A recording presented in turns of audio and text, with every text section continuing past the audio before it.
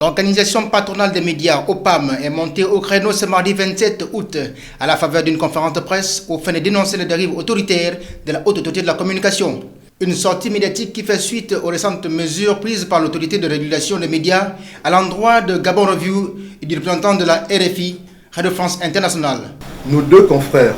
ont été suspendus lors de la dernière plénière tenue le jeudi 20 août 2019 par la HAC,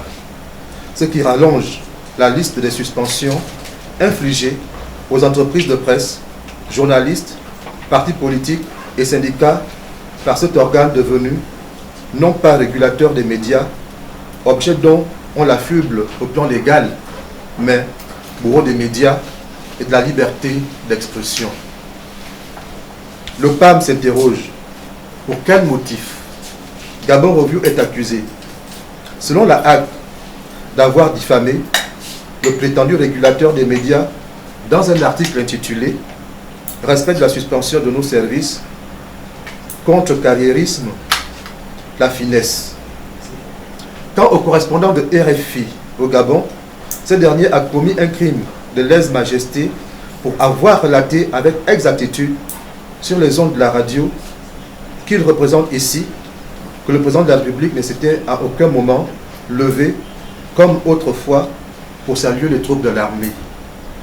au moment de la parade militaire du 7 août dernier. À son actif, la HAC totalise plus de 30 décisions de suspension des entreprises éditrices de presse et de journalistes. Le PAM n'a pas manqué de rappeler les conséquences de la fermeture régulière des organes de presse qui constitue une véritable mise à mort de ces médias qui, il faut le rappeler, emploient de nombreux Gabonais. Après les suspensions successives d'Écho du Nord, dont les conséquences ont été des mises en congé techniques de plusieurs collaborateurs, Soldalou, Loub et Moutouki, dont le personnel est passé de 16 à 3, celle d'une trentaine de médias en ligne pour des raisons administratives. Ça est suivi celle de Gabon Media Time, dont la dizaine de collaborateurs ne pourra pas percevoir leur salaire mensuel à la date échue. Récemment, 2 suspensions de Gabon Review en l'espace de 2 mois